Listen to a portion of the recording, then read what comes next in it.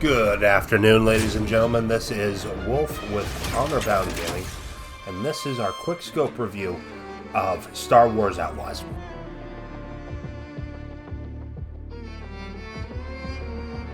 So to get us started, I'm going to go over some of the things that Star Wars Outlaws does pretty well. I think that both Kay and Nyx have a plethora of skill options. Part of that is the way that you acquire skills is that you are basically completing challenges throughout your play, and it sort of recreates the same feeling you get out of an Elder Scrolls game, and that you are getting rewarded for playing the game the way that you want to. For instance, I was very often going for headshots. There was a particular skill that I had that required that I get 10 of those while I was mounted on a speeder bike. I got them. And I got them passively just because that's something that I wanted to do. I also had to complete another particular challenge for that skill. I did it, and then I got the skill. So I think that the expert system, which is what they call it, of getting skills is actually really fun. I think that the fact that you need to stop at these sort of basically noodle places and have a quick time event meal with Nyx, your dog cat creature, to pick up new skills for him is also very fun and is actually home to, that system is home to the strongest character moments in the game. In fact, Kay's relationship with Nyx is unfortunately really the only relationship in the game that gets fleshed out besides her relationship with ND5, which is just a matter of the main story. Every other character in the game is underexplored, underutilized, and just frankly wasted. One of the things that's actually frustrating about the expert system is that the side characters are not the experts. I think that Ubisoft really missed the ball in terms of building out these crew members that you're sort of set to gather as part of the main story by not having that be the case, not using the skill system as a way of garnering attachment to these characters and opening the door to further storytelling with them. The combat is also generally pretty okay. The shooting's fine. I would say that it is worse than I've come to expect from some of Ubisoft's like Tom Clancy games. And in general, like the stealth action aspect is pretty disappointing since this is the same publisher and studio owner that made Splinter Cell. But it's not bad. If anything, the thing that I would criticize it for is that Kay feels really, really overpowered, especially once you start getting the gear with passives from either the syndicates or the shop owners, as well as upgrading your blaster. You've basically got 3 main modes of blaster, each with 2 to 3 additional skill trees in there. I will say the blaster modules didn't really make sense in light of enemy composition, because it didn't really seem to matter which modules you were using besides just the broader categories of plasma, blast, and ion. Their subtrees didn't seem to make any lick of difference in terms of what I was capable of doing to enemies at all. In fact, the shotgun ion blast just seemed like a straight up upgrade over the semi-automatic ion blaster module. Even though it's not pitched that way, it's pitched as a side grade.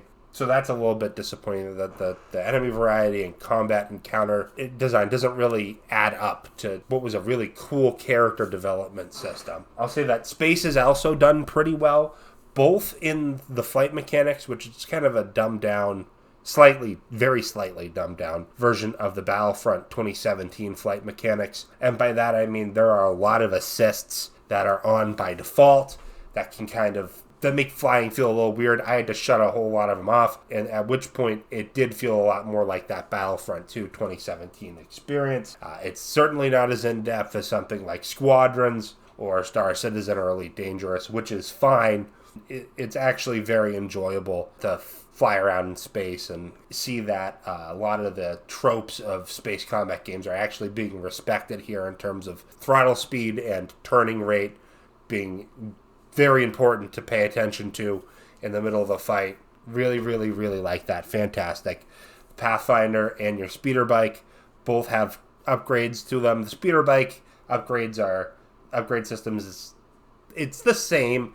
Well, I shouldn't say it's the same because there are no challenges assigned to upgrading your speeder bike or the Pathfinder's stuff, but you do need to require components, which is fun. A little bit, just because there's a bunch of this loot hanging out in the world. that you can gather to do it, or you can go to shops and buy things, buy the materials or trade for them to upgrade the Pathfinder. Pathfinder's upgrades do fundamentally change how you face fights. Speeder less so much, that's more about just utility abilities, but it's still pretty cool to get to do them. Both of those actually require you to visit a shopkeeper in order to upgrade those vehicles. That's cool. Now, right, so that's everything the game does good. Actually, I shouldn't say that. It does all of the sound design, visual design, and music exceptionally well as well. Those are probably the three best things about the game. The worst things about the game is effectively the game itself as it was pitched to us. It was originally advertised as the first open-world Star Wars game, in addition to being a underworld simulator, effectively, with the reputation system and being able to commit all of these crimes to basically move Kay up the ladder in the underworld.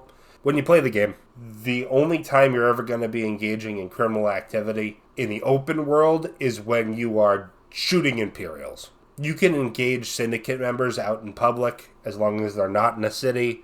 You can engage Imperials in public as long as they're not out in the city, or you're not in any other secured zones in the city, of which each Syndicate and the Imperials usually have one or two secure zones in the cities.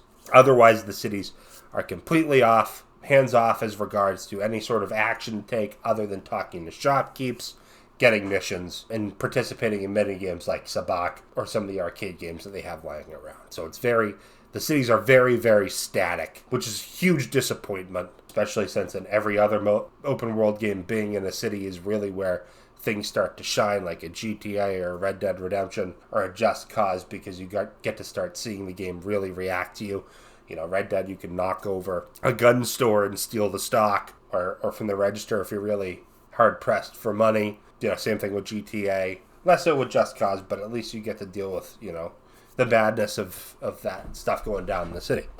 So in the open world, you're going to basically be raiding outposts for syndicates or the Imperials. Everything else you're going to be doing is going to be heavily restricted to missions, either through the main story or through side quests.